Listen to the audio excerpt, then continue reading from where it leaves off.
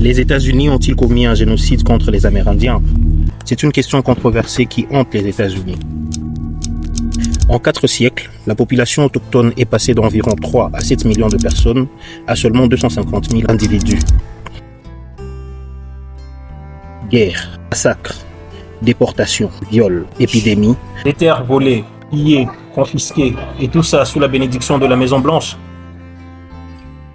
C'est ce qu'on va essayer de voir dans les chapitres de cette vidéo, alors mettez-vous à l'aise et voyons ensemble ce qui s'est vraiment passé au fil des siècles dans ce grand et beau pays. Abonnez-vous pour m'encourager à investir beaucoup plus de temps et partager encore plus de vidéos pour la communauté. Aimez et n'oubliez pas de nous laisser votre avis dans la barre des commentaires, ça fait plaisir. Bon visionnage.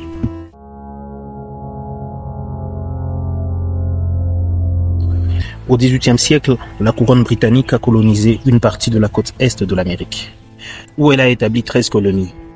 Si certaines tribus font le commerce, notamment de fourrure, ils font parfois des alliances avec les puissances coloniales, qui d'ailleurs vont se servir des rivalités entre les tribus pour installer durablement en Amérique le colon anglais, notamment méprisant la culture et le mode de vie de ces tribus qu'ils jugent arriérés. À cette époque, environ 1 million de colons vivent principalement dans les 13 colonies, tandis que les tribus autochtones avec lesquelles les colons sont en contact vivent dans un espace qui s'étend des Appalaches vers les Grands Lacs jusqu'au fleuve Mississippi.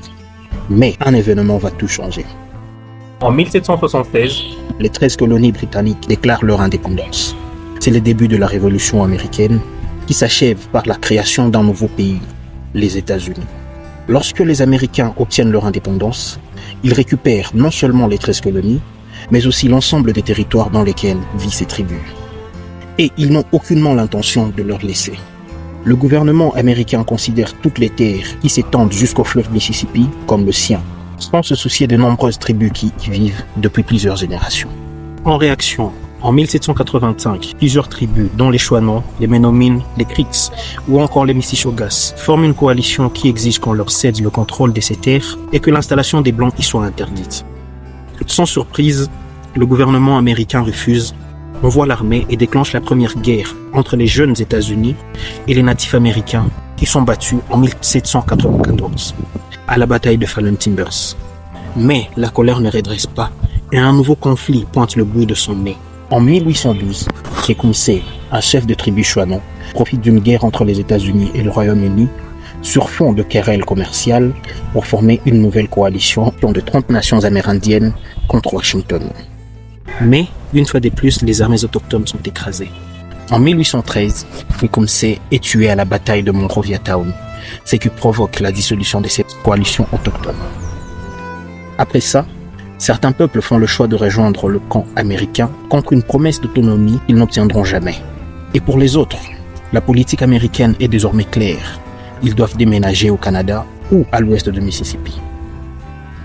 Le projet est alors simple, créer une réserve, c'est-à-dire une zone où les natifs américains pourraient vivre librement, sans interférence avec l'extérieur, avec l'interdiction d'en sortir.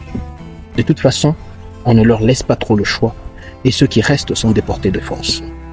C'est le début de nombreuses révoltes et de guerres.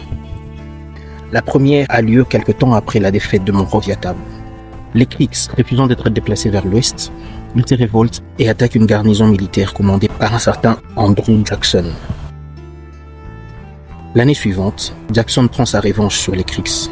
Vaincus, une partie trouve refuge chez les peuples séminoles en Floride, mais la majorité est déportée dans une réserve indienne vers l'ouest. Mais pour ceux qui se sont réfugiés chez les Séminoles, la paix est de courte durée. En 1917, le gouvernement américain souhaite eux aussi le soumettre car ils sont installés sur des réserves de coton. Et c'est de nouveau Andrew Jackson qui est à la tâche.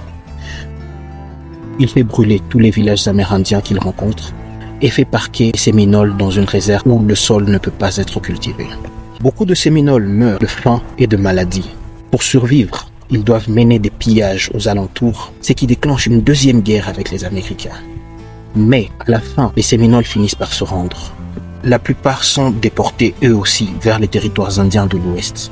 Et seule une minorité réussit à rester en Floride et à vivre dans une micro-réserve dans les Everglades, qui existe encore de nos jours. Si vous trouvez déjà ce genre de traitement atroce, eh bien, c'est pas fini.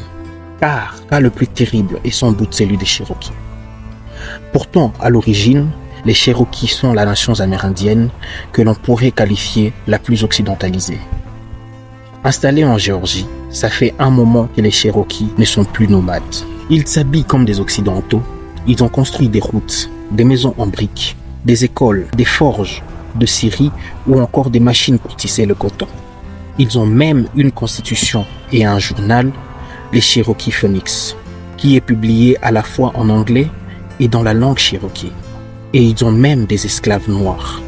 Bref, eux, on peut difficilement leur reprocher de ne pas vouloir se convertir au mode de vie des Blancs. Et pourtant, ils vont quand même avoir des ennuis. Bon, le souci en fait, il ne vient pas d'eux, mais du sol sur lequel ils vivent. Car depuis peu, les colons y ont découvert de l'or. Les colons américains veulent donc sans surprise s'emparer des terres Cherokees. Et pour ça, ils ont le soutien du président des États-Unis, qui n'est nul autre que Andrew Jackson. En 1830, il propose une loi qui est votée par le Congrès, l'Indian Removal Act, qui n'est plus ni moins que l'exclusion forcée des Cherokees vers le territoire indien. Mais, pour une fois, ça ne passe pas. Au Congrès, une opposition se forme contre cette loi, car elle est jugée immorale, surtout contre un peuple considéré comme pacifique et qui se civilise progressivement, ce qui pour eux est une bonne chose. En 1830, la Cour suprême des États-Unis va même juger cette loi illégale. Mais le président Jackson leur répond que s'ils ne sont pas contents, ils n'ont qu'à aller en Géorgie pour empêcher l'expulsion des Cherokees, ce qui évidemment, ils ne feront pas. Sans soutien sur place, les Cherokees se retrouvent donc forcés de vendre leurs terres aux colons, qui se les partagent lors des loteries. En 1838, 17 000 personnes, hommes, femmes et enfants, sont forcés de partir sous la pression de l'US Army. Ils entament alors un long voyage jusque dans une réserve en Oklahoma. Un tiers des Cherokees trouvent la mort lors de cette marche forcée qu'ils baptisent la piste des larmes.